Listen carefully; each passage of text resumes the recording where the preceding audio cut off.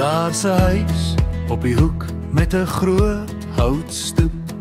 Die verf is af, die dak dra bietjie roes. Maar as jy luister hoor jy 'n storie daar van 'n man met 'n lag, al was sy lewe swaar. Sy hande rou, sy drome klein, maar sy geloof het hom bly vasgehou.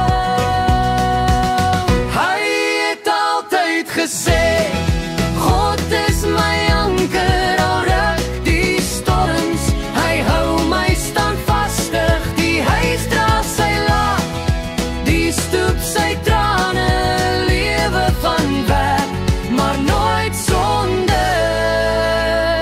genade. die grond was droog, sy oes maar skraal.